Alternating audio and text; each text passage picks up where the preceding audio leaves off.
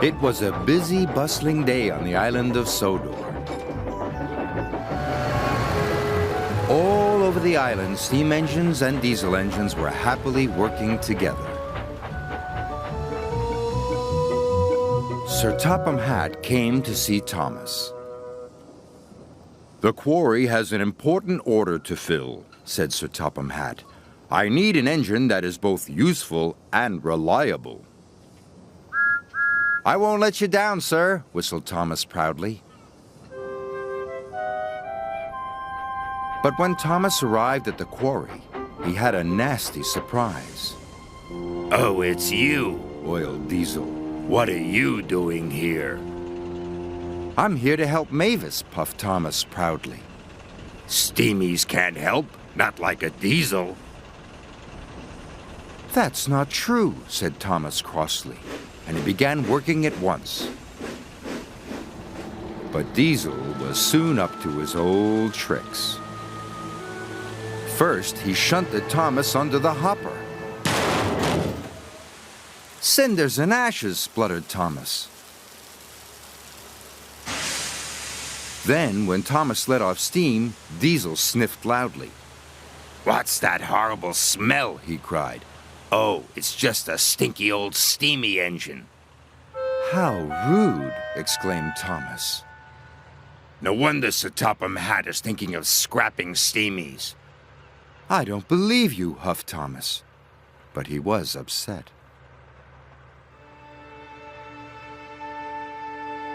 That night, Thomas stayed at the quarry. But he couldn't sleep. "What if Diesel is right?" Thomas said sadly. "What if Sir Topham Hatt scraps all of us?"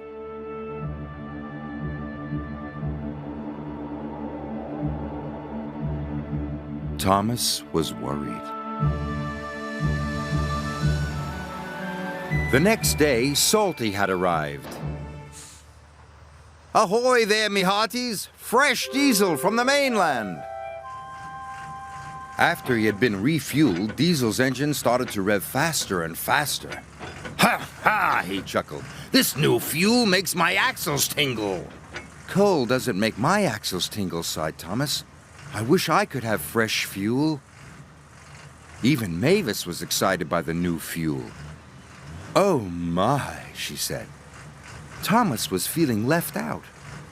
Soon Diesel was showing off.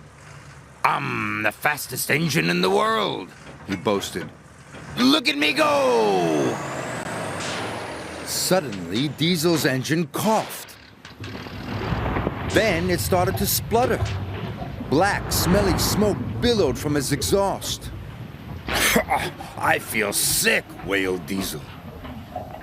Mavis started billowing smoke too. "So do I," she groaned.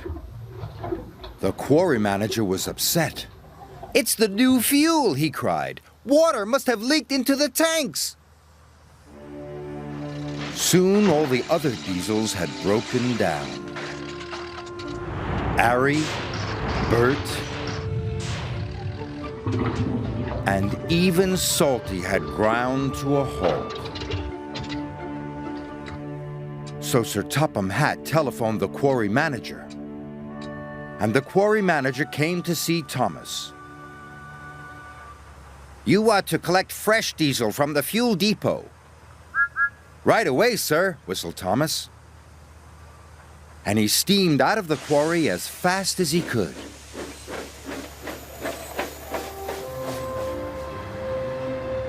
At last, he arrived at the fuel depot. "Give me all the clean fuel you've got," Thomas cried. "This is an emergency." "We'll soon have you loaded," said the workman.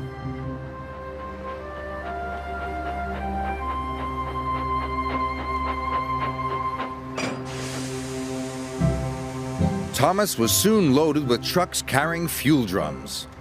The fuel drums were very heavy. Thomas pushed with all his might. His pistons creaked and his wheels squeaked, but he kept on puffing.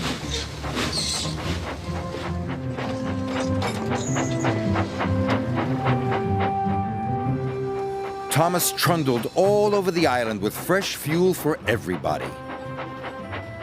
For Salty, for Ari, and for Bert. Thomas was feeling very tired, but he still had one more delivery to make. At the quarry, all work had stopped. Diesel was as green as a leaf. Mavis was feeling very glum.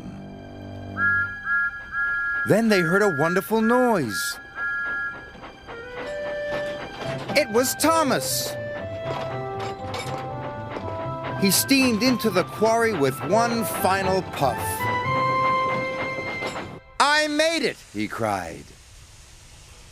Mavis and Diesel had all the bad fuel drained out of their engines, and all the good clean fuel poured in. Marvelous, sighed Diesel. Thank you, Thomas, purred Mavis. Soon the quarry was clattering with the sound of work.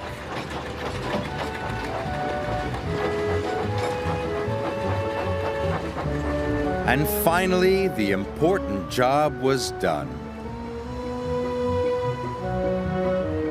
Sir Topham Hatt arrived on board Percy. Well done, Thomas, boomed Sir Topham Hatt. You have saved the day.